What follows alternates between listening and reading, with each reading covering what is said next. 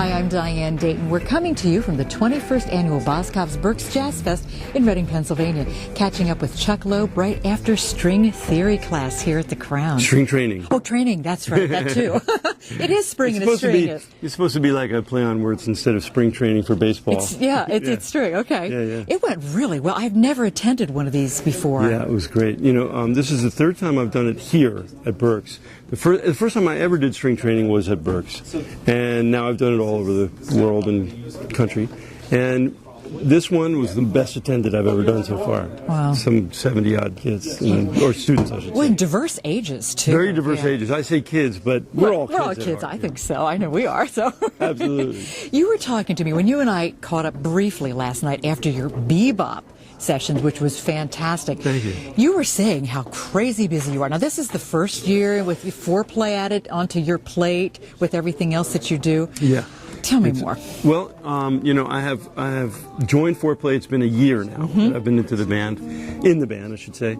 And so, as you can imagine, my regular workload, you know, thank God, has always been pretty good. And now I have this, new incredible endeavor that's been added to it. So, for example, in the last month and a half, I've been to, like 3 or 4 different countries in Southeast Asia. I've been to Africa. I played in New York and Boston and all over the world, and here, and then it continues on up through April, and then I'm going into the studio to record my new CD. So, it's a fantastic thing to be busy. I am very busy. I could use a couple hours sleep every once in a while, but I'll sleep later. That's right. We'll sleep later. So, can you tell me anything about the new CD? What are you thinking about? Yes, I now have for a while it was kind of up in the air about what it was going to be, and now the instrumentation has been set. It's going to be an organ trio.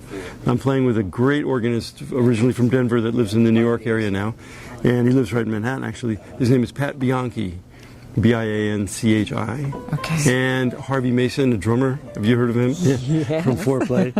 So it's going to be trio. I'm going to have a couple of guests. I always do, but the basic format is the classic, like Jimmy Smith, Wes Montgomery, Grady Tate kind of, organ trio. Okay. And I've never done anything like that before. It's really going to be a very classic sound, but we're going to take it in a couple of different directions too. Have a little bit of funk and groove and new age stuff too. Yeah, that sounds great. Well, it's always fun when you can go on the road with the love of your life, with Carmen. Yes. And you were in Capetown, right? Yep, we came back 2 days ago. That's probably explains these bags under my eyes. Tell me about that tour. Carmen has a new CD, which I think last time we spoke she was working on, and it's finally out. It's distributed here in the United States. The first of hers that's distributed, not just on the internet, but actually in stores and everything in the States. It's called Mi Bossa Nova. And so, as it came out, I think just a few days ago, we started to do a few gigs together to promote that CD, and we put a band together with her and I. 2 musicians. Mi Bossa Nova, as you can tell, is kind of a Brazilian feel. So we got Mauricio Zotorelli on drums from Brazil, and Itaguara Brandao as well, and then Matt King, our pianist for many years. And we played New York, we played Boston, and then we got this offer to play in Capetown, South Africa. And it was a big trip. But we decided to do it because we'd never been there. I've been to Johannesburg several times, but I've never been to Cape Town. So we went there this last weekend. We flew 20 hours there, 24 hours back, and played for an hour and 10 minutes. Oh, my. But, wow. It was an incredibly life-enriching experience and worth every second. What was it about Cape Town? Well, Cape Town, it's about the southernmost point that you can go in that hemisphere, and the next thing is the South Pole. And so it's this beautiful area right on the water. Johannesburg is up in the plateau, but this is right on the water at the end. It actually, Cape Point is right where the Indian Ocean and the Atlantic Ocean meet. And culturally, it's an amazing mix of cultures. So you go there, there's people from Africa, there's people from India, there's people from the Far East, there's people from Europe, obviously, was settled by people from Europe. So the mix of people at the festival is remarkable. And so the music and the interaction and everything is a truly multicultural, international, global feeling. And to be part of that, that's an experience that's just invaluable. It's really great. Yeah. So last summer, I heard you play one of the first gigs with Fourplay when you were up at the Blue Note in New York. That's right. But I had the pleasure of also meeting your daughters. Yes. Update on them. Okay. Still living in New York. Okay. As they were back then. One of them is full-time in the music business. Although she has a part-time job as a waitress because she's still getting her stuff going. Sure. But that's Lizzie. She's the youngest, 24 years old. Great singer, songwriter, and guitarist. And I'm her father, so I might be biased, but everybody kind of feels the same way. She's got a lot to offer. So she's doing that. She's going on tour in Germany in May. Right. So she's got stuff going on. Working on her second project and writing all the time. She's 24. She's been playing about 6 years. And singing and writing for 6 years. She's got about 65 songs. Wow. And good ones. Wow, yeah. And Christina, the older daughter, went back to school to take some music classes, actually. And she's working in the food and beverage industry and really loves it. She's an economics major. And she was in college, graduated with an economics degree. Didn't really like that field, so now she's pursuing something, closer to her heart, which is cooking and serving food. Well, isn't that what it's about, too? And I think you and Carmen represent following your heart and doing those things that you're passionate about. Absolutely. And that's what I've told my daughters from the very beginning, and I tell everyone that, my biggest blessing in life was that when I was 11 years old, I found my true love as a life pursuit.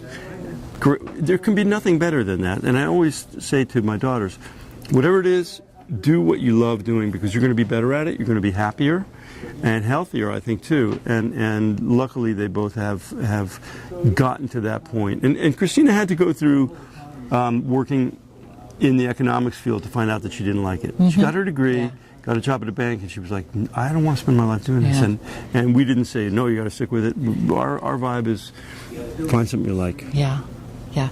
Well, we know we hear the heart in your music, and now that you're a part of Fourplay, you're a part of that bigger heart too. Yeah. How would you describe the heart of Fourplay? I'm gonna steal something from Bob James. Okay. It's a democratic heart. It's a unique musical organism in that it is a truly democratic band. There's 4 players. Every decision that is made is actually discussed and then voted on. And it's amazing because there are times, of course, where maybe one guy just doesn't feel the same as the rest of us, but the consensus is such and such, and they go with it, and they go with it with conviction. And it's been an amazing experience to see. And I think the album title, Let's Touch the Sky, kind of sums it up. These guys are people who for 20 years, and before that, before the band existed as individuals, have been pursuing music at its highest level. And to be asked to be part of something like that is, an honor and a true blessing to be involved in. You travel. We went to, the Philippines and to Indonesia, and you go out on the stage and we start playing Maxo Man or Chant or Bali Run, these songs from the very first CD 20 years ago, and the audience goes crazy, and then they sing along with every note of the melody.